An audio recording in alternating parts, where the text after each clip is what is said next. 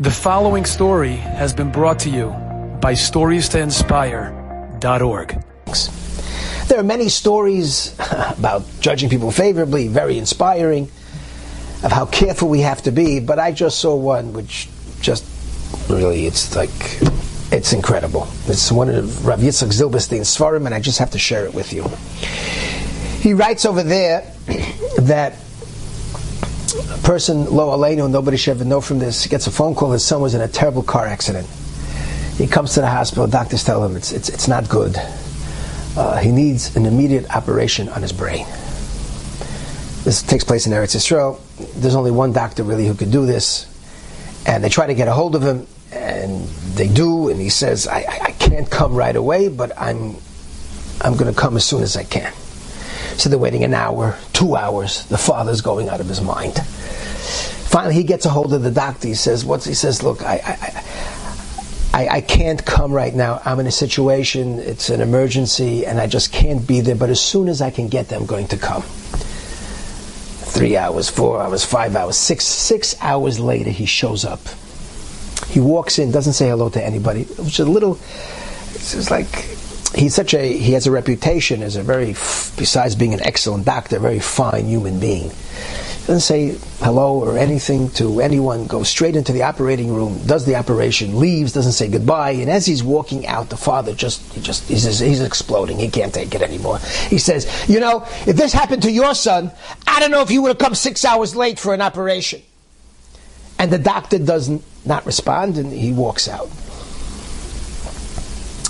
Later on, the father finds out. It's just incredible.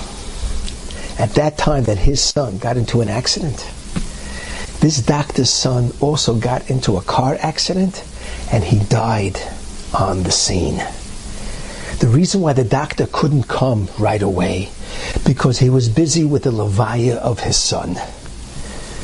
And after the levaya was over, instead of going to the home to sit shiva, he went straight, this tzaddik, to the hospital, performed the operation. Who knows what this man was going through, and leaves. And that's why he didn't say hello to anybody, can't greet anybody. This person was he didn't know where to hide, he didn't know where to put himself, this father. They asked, what should he do? And, at the end he asked to ask for mechila, but the story is incredible. I mean, who would ever imagine?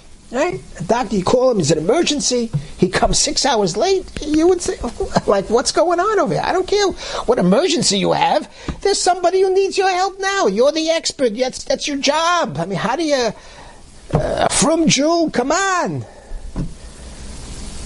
Never would you entertain the possibility that something like this occurred, but that's what's Dan Lekavskos.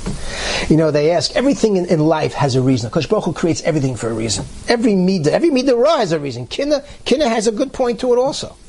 You're jealous of somebody, they're learning more than you, they're better midas than you, so your jealousy is, I want to try to become more like them. Kas, very terrible midah. But sometimes you get angry at yourself, I never should have spoken to this person that way, I feel guilty, I'm angry, and I need to better myself. What's the ta'eles of having a kruma cup, a crooked head? I mean, intellect. You don't think straight. Like, what's the constructive purpose of that in the world? You know what it is?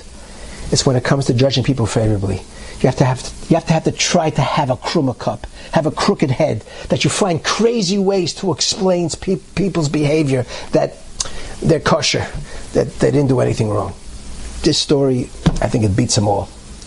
But it's something we all have to work on, not to jump to conclusions about other people. You've enjoyed this story? Come again.